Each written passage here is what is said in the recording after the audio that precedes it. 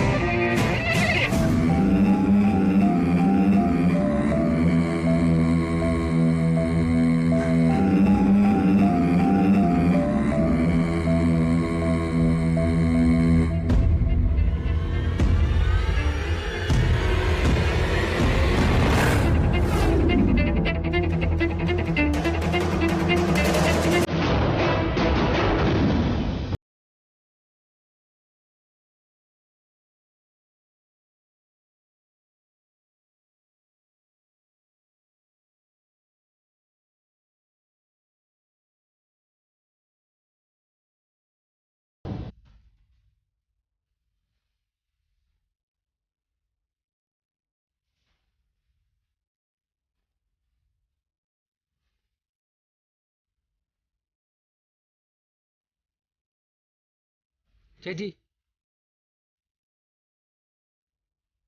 എന്തോ ചേച്ചി? എന്ത് പറ്റാൻ? അമ്പലത്തിൽ പോലും പോകാൻ പറ്റാതെയായി. അവിടെ വിരിഞ്ഞു നിൽക്കുന്നു പഴയ ഭാര്യ. അവളുടെ സർവാഭീഷ്ട സിദ്ധിക്ക് ഭഗവാനോട് നന്ദി പറയാൻ. രാജേശ്വരി, നീ വീണ്ടും പഴയതൊക്കെ എടുത്ത് പുറത്തിട്ട് തുടങ്ങിയോ? പഴയതല്ല, ഇത് പുതിയതാ. ഇങ്ങോട്ട് കയറി ചൊറിയാൻ വന്നാ വിടില്ല ഞാൻ ഒരുത്തിയെ. രാജേശ്വരി, ശാരദ എന്തെങ്കിലും പറഞ്ഞാൽ ഞാനെന്ത് പിഴച്ചു? അവളുടെ ധൈര്യവും ബലവും ആരാണെന്ന് എനിക്കിപ്പോ മനസ്സിലാവുന്നുണ്ട്. അവളെ എങ്ങനെയെങ്കിലും ഈ നാട്ടിൽ നിന്ന് പറഞ്ഞു വിടാൻ പറഞ്ഞാൽ കേൾക്കില്ല. അതിനുവേണ്ട കരുക്കളൊക്കെ നീ നിന്റേതായ വഴിക്ക് നീക്കുന്നുണ്ടല്ലോ. മനസ്സിലായില്ല. 30 പവന്റെ മുക്കുപണ്ട എങ്ങനെയാ രാജേശ്വരി ശാരദയുടെ വീട്ടിൽ വന്നത്? ഓ, അതും അവള് കാതിൽ ഓതി തന്നോ? ആരും കാതിലോതിയതല്ല, ഞാൻ നേരിട്ട് കണ്ടതാ. നീ എന്നെ കഷായം തന്ന് കൊല്ലാൻ നോക്കിയപ്പോ അവിടുന്ന് കൈപിടിച്ച് ഒരു 2ാം ജന്മം തന്നവളാ ശാരദ. റോഡിൽ ബോധമില്ലാതെ കാറിനടുത്ത് കിടന്ന എന്നെ തൂക്കിയെടുത്ത് വൈദ്യശാലയിൽ കൊണ്ടുപോയി. അന്ന് വൈദ്യര് മറുമരുന്ന് തന്നില്ലായിരുന്നെങ്കിൽ ഈ തടി ഇങ്ങനെ നിവർന്ന് നിൽക്കില്ല. ശാരദയ്ക്ക് അതിന്റെ ഒരു കാര്യമില്ല. അവളെയും മക്കളെയും നടുക്കടലിൽ ഉപേക്ഷിച്ച് കടന്നു കളഞ്ഞവനാ ഈ ഞാൻ. കണ്ടില്ലാന്ന് നടിച്ച് അവക്ക് വേണമെങ്കിൽ പോകാമായിരുന്നു. പകരം അവൾ എനിക്ക് ജീവൻ തിരിച്ചു തന്നു.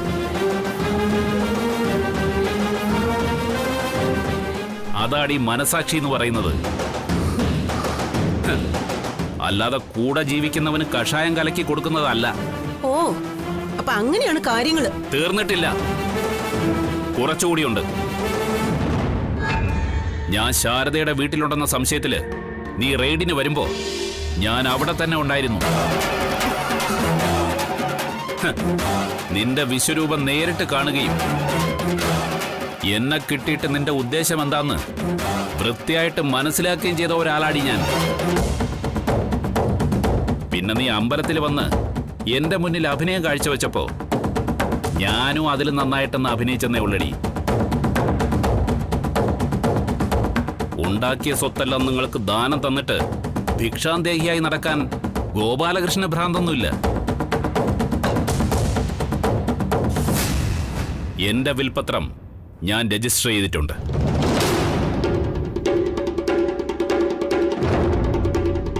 സംശയകരമായ സാഹചര്യത്തിൽ എന്റെ മരണമെങ്ങാനും സംഭവിച്ച ഒരു നുള്ളു മണ്ണ് നിനക്ക് കിട്ടില്ല രാജേശ്വരി.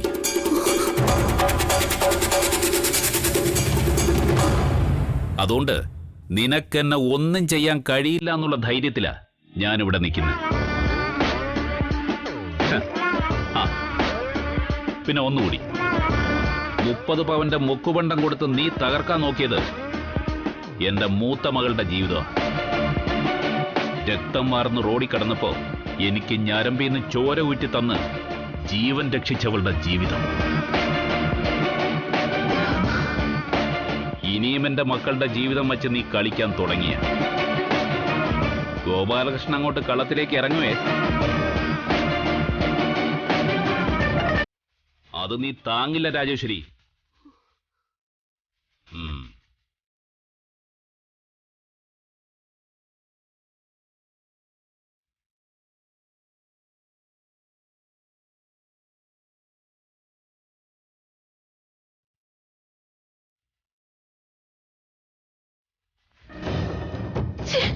നീ എന്താണ് ഒരു അക്ഷരം മിണ്ടാതിരുന്നത്? എല്ലാം ചേച്ചി ഒറ്റയ്ക്ക് കൈകാര്യം ചെയ്തോളന്നല്ലേ പറഞ്ഞത്? ചെയ്തോ.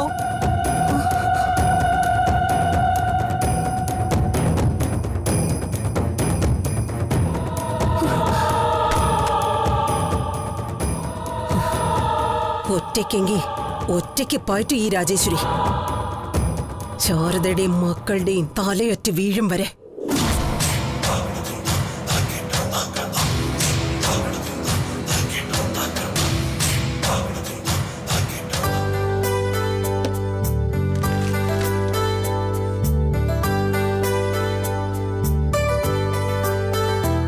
അൽഫാം കഴിച്ച് പിന്നെ ഒരാൾ മരിച്ചു. എന്തോന്ന്? അൽഫാം പറഞ്ഞാൽ തന്നെ ദഹിക്കില്ല, പിന്നെയാണ് കഴിച്ചാൽ. ചിലതിന്റെയൊക്കെ പേര് കേട്ടാ തന്നെ ചിരി വരും. കുഴിമന്തി എന്ന് കേട്ടാ കഴിക്കാൻ കൊള്ളാവുന്ന സാധനമാണെന്ന് ആരെങ്കിലും കരുതുവോ? ഞാൻ ആദ്യം കരുതിയത് അതെന്തോ ജീവിയാണെന്നാ. ഈ കരിമന്തി എന്നൊക്കെ പറയുന്നത് പോലെ. ഇതുപോലെ വിഷമുള്ള വേറൊരു ഐറ്റം ഉണ്ട്, ഷവർമ്മ. ആളേതായാലും തറവാടിയാ. അതെന്താ? അല്ല, വർമ്മയല്ലേ, രാജകുടുംബാംഗോ.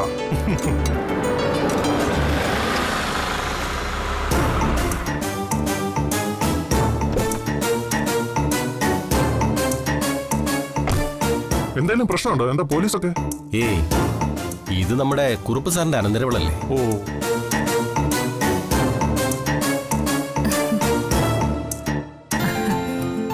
എന്താ ശാന്തേച്ചി വിശേഷങ്ങളൊക്കെ? സുഖമായിരിക്കുന്നു മോളെ. ആ, അല്ല എല്ലാരും ഇരുന്നാട്ടെ. നിങ്ങളെ പോലെ തന്നെ ഞാനും ഒരു കസ്റ്റമറായിട്ട് വന്നതാ. ശാന്തേച്ചി നല്ലൊരു കിടുക്കാച്ചി ചായ എടുക്ക്. എപ്പോഴേ റെഡി. ആ, എന്തു പറയുന്നു ശങ്കരേട്ടാ? അല്ല, ഞങ്ങളിങ്ങനെ പത്രത്തിലെ വിശേഷങ്ങളൊക്കെ പറയായിരുന്നു. ആ, പണ്ടൊക്കെ വിഷം കഴിച്ച ആൾക്കാർ മരിച്ചോണ്ടിരുന്നത് ഇപ്പോ ഭക്ഷണം കഴിച്ചും മരിക്കുന്നു. ഭക്ഷണം തന്നെ വിഷമായ പിന്നെന്ത് ചെയ്യും? അല്ല, നിങ്ങൾ പോലീസുകാർക്ക് ഇതിലൊന്നും ചെയ്യാനില്ലേ? പോലീസുകാർക്കും ഭക്ഷ്യവകുപ്പിനും ഒക്കെ എന്നും എല്ലാ ഹോട്ടലും പരിശോധിക്കാൻ പറ്റുമോ? കഴിക്കാനുള്ളതാണ് വാങ്ങുന്നതെന്നും വാങ്ങുന്നത് നല്ലതാണെന്നും അവരവര് തന്നെ ഉറപ്പാക്കണം. അതാ അതിന്റെ ന്യായം. അല്ല, എവിടെ ശാരദാമ്മയും മക്കളൊക്കെ? ശാലിനി മോള് സത്യാമ്മയുടെ വീട്ടിലാ. പിന്നെ എന്താ ശാന്തേച്ചി? ശാരിക മോൾ ഇവിടെ ഉണ്ട്. എന്താ, എന്തെങ്കിലും പ്രശ്നമുണ്ടോ?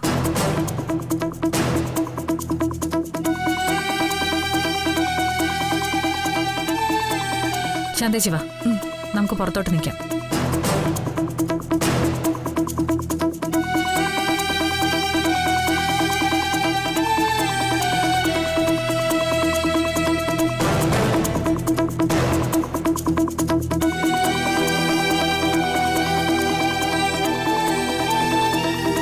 ഇനി പറ, എന്താ പ്രശ്നം?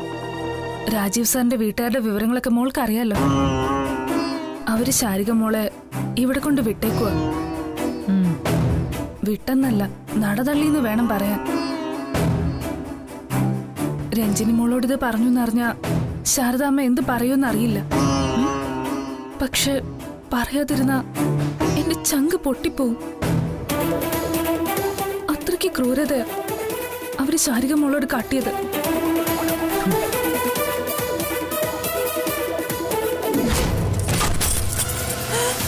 ഇങ്ങോട്ട് ഇറങ്ങടി, ആടി ഇങ്ങോട്ട്.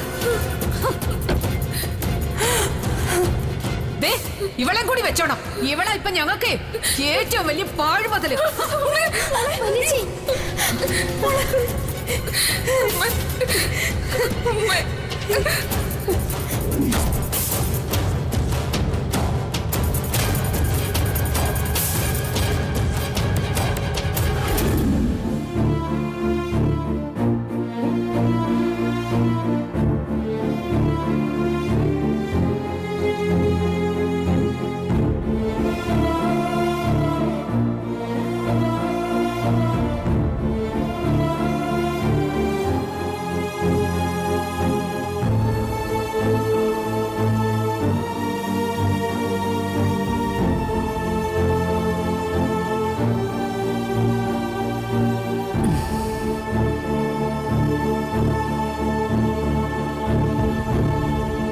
അമ്പലത്തിൽ വെച്ച് ഞാൻ അവളെ കണ്ടിരുന്നു, രാജേശ്വരിയെ. എന്നിട്ട് അമ്മയൊന്നും ചോദിച്ചില്ലേ? ചോദിക്കാനുള്ള സന്ദർഭവും സാഹചര്യവും ആയിരുന്നില്ല. പിന്നെ സ്വർണത്തിന്റെ കാര്യം അവൾക്ക് പറഞ്ഞൊഴിയാം. അവരിവിടെ കൊണ്ടുവന്ന് തന്നത് അസല് സ്വർണമായിരുന്നു എന്ന് പറഞ്ഞാൽ അല്ലാന്ന് തെളിയിക്കാൻ പറ്റുമോ നമുക്ക്? അങ്ങനെ ചോദിക്കാതെ വിട്ടാ എങ്ങനെ അമ്മ ശരിയാവാ? അത് സ്വർണമാണെന്ന് വിശ്വസിച്ച് ഈ വീടും സ്ഥലവും തീരെ എഴുതി കൊടുത്ത ഒരു മുദ്രപത്രം ഇരിപ്പുണ്ട് അവരുടെ കയ്യില്. നാളെ അവർ കയറി വന്ന് ഇറങ്ങിക്കൊടുക്കാൻ പറഞ്ഞ ഇറങ്ങിക്കൊടുക്കണ്ടേ? സ്വർണത്തിന്റെ കാര്യത്തിൽ നമ്മൾ തർക്കം പറഞ്ഞാലും അവര് കയറി വരും. നിയമം അവരുടെ കൂടെയല്ലേ. അമ്മ അതിന്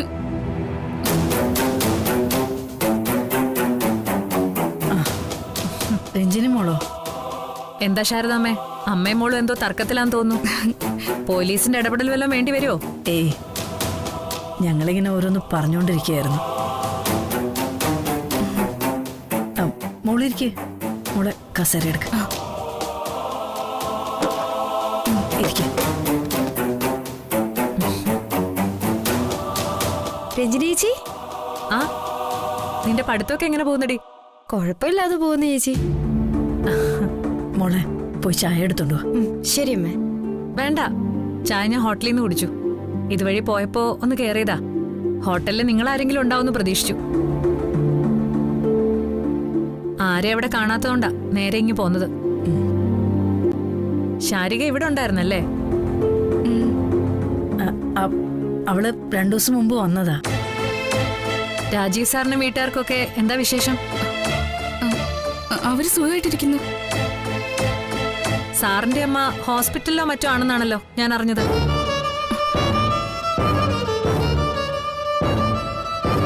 എന്നിട്ട് ശാരിക അത് അറിഞ്ഞില്ലേ?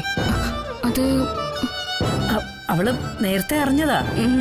സാധാരണ പറയുന്ന പോലെ പറഞ്ഞെന്നേ ഉള്ളൂ സുഖമാണെന്നൊക്കെ. എന്താ ശാരദാമ്മ ഇത്? ഒരാള് ഹോസ്പിറ്റലിൽ കിടക്കുമ്പോഴാണോ സുഖമായിരിക്കുന്നു എന്ന് പറയുന്നത്? അതും ഒരു ഹാർട്ട് പേഷ്യന്റ്.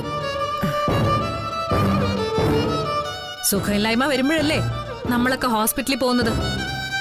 മോളെന്താ ഒരു പോലീസ് മുറയില്? മുറ എടുക്കേണ്ടടുത്ത് മുറ എടുക്കണം ശാരദാമ്മേ. അതിനല്ലേ പോലീസുകാര്. അതിനിവിടെ കേസൊന്നും ഇല്ലല്ലോ. ആർക്കും കംപ്ലൈന്റ് ഒന്നുമില്ല. ശാരികയ്ക്ക് കംപ്ലൈന്റ് ഒന്നും ഇല്ലേ? ഇല്ല. ഞാൻ ചോദിച്ചത് ശാരികയോടാ.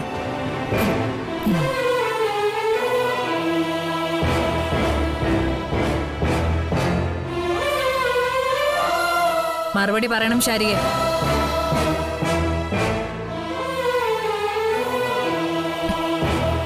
എനിക്ക് പരാതിയൊന്നുമില്ല. രാജീവ് സാറോ സാറിന്റെ വീട്ടുകാരോ മോശമായോ അപമര്യാദയായോ ശാരികയോട് പെരുമാറിയിട്ടുണ്ടോ?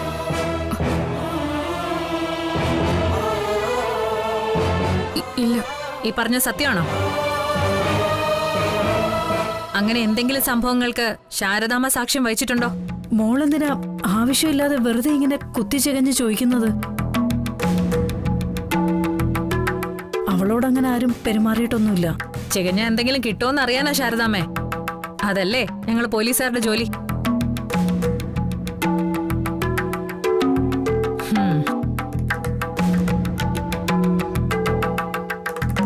മോളുടെ പ്രായത്തിലുള്ള കുട്ടികൾ കള്ളം പറയരുത്. സത്യം പറ, ഇവിടെ എന്താ സംഭവിച്ചത്?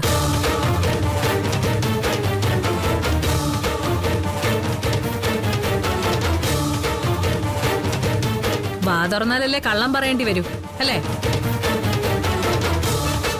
അപ്പോ ഇവിടെ ആർക്കും ഒരു കംപ്ലൈന്റും ഇല്ല. ഞാൻ ഇറങ്ങാൻ പോവാ. ശാരികയ്ക്ക് വേണമെങ്കിൽ എന്റെ കൂടെ വരാം. രാജീവ് സാറിന്റെ വീട് വഴിയാ ഞാൻ പോകുന്നത്. ഞാൻ അവിടെ ഇറക്കാം.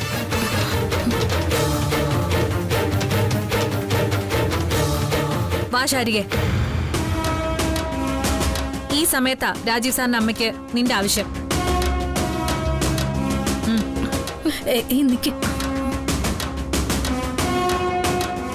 ശാരിക അങ്ങോട്ട് കൊണ്ടുപോണ്ട, അത് ശരിയാവില്ല. ഇതൊന്ന് ശാരദാമ്മയുടെ വായിന്ന് ചാടി കിട്ടാൻ വേണ്ടിട്ടാ ഞാൻ ഇത്ര അധ്വാനിച്ചത്.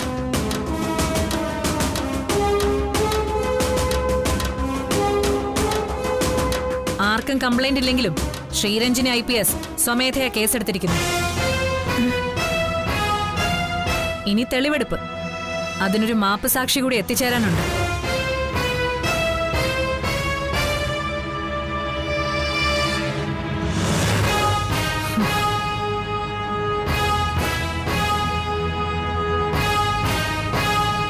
ശ്യാമേ, ഇനിയൊരു ചായ ആവാം.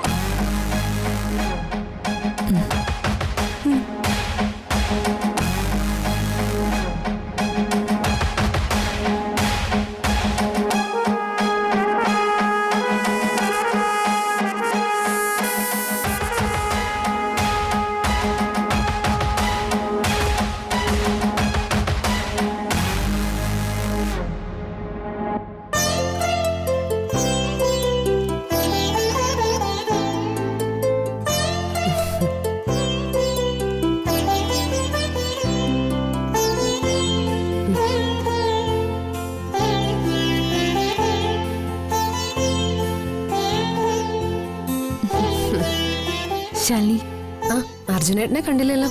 അർജുനായിട്ട് വരും ശാലിനി.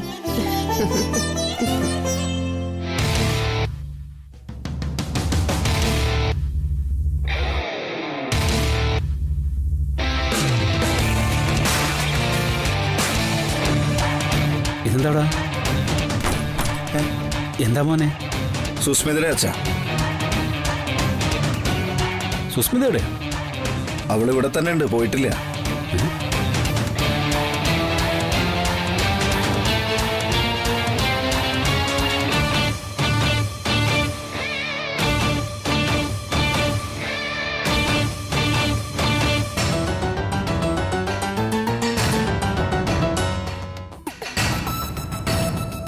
കയ്യിലൊരു താലിയും ചുറ്റിപ്പിടിച്ച് അവിടെ ഇരിപ്പുണ്ട്. അവക്കെന്താ ഭ്രാന്താണോ? അത് അച്ഛന് ഇനിയും മനസ്സിലായില്ലേ? എങ്കി ആ ഭ്രാന്തി അടിച്ചിറക്കി വിടാൻ പറ്റിയ ഏറ്റവും വലിയ അവസരമാണ് മോനെ. പാഴാക്കരുത്. ഞാൻ സർലാൻഡിയെ വിളിച്ചിട്ടുണ്ട് അച്ഛാ.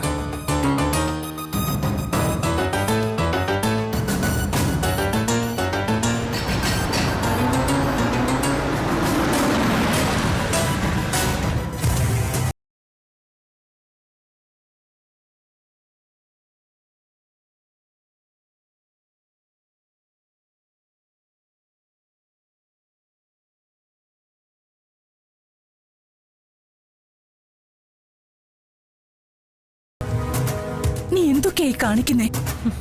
വാ, നമുക്ക് പോകാം. നിങ്ങളോട് ആരാ ഇങ്ങോട്ട് വരാൻ പറഞ്ഞേ? സുസ്മിത,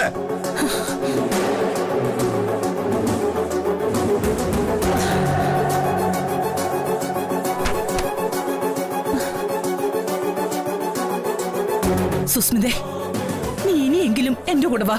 വെറുതെ ആൾക്കാരെ കൊണ്ട് പറയിക്കാതെ. നിങ്ങളോട് പോവാനല്ലേ പറഞ്ഞത്? സുസ്മിത, ഞാൻ പറയുന്നൊന്ന് കേക്ക്. ഞാൻ വരില്ല, വരില്ല, വരില്ല.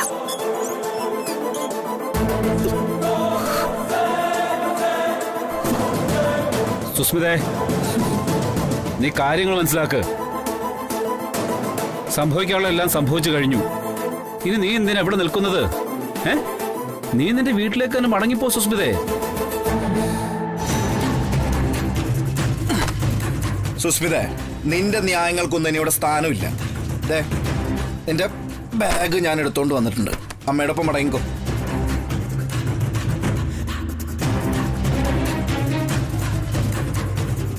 പകൽക്കിനാവ് കണ്ട് കുറെ കാലം പാഴക്കിയതല്ലേ സുസ്മിതേ? ഇനിയെങ്കിലും യാഥാർത്ഥ്യത്തിലേക്ക് ഇറങ്ങി വാ. ആരെങ്കിലും വിവാഹം ചെയ്ത് നല്ലൊരു കുടുംബജീവിതം നയിക്കുന്നേ. ശാലിനിയുടെ അഭിപ്രായം ഇത് തന്നെ ആയിരിക്കും അല്ലേ? അതെ. ശരി, ഞാൻ മടങ്ങിപ്പോവാ. പക്ഷേ ഈ നിൽക്കുന്ന ഭാമാൻറ്റി പറയണം, ഞാൻ അനുസരിക്കാം.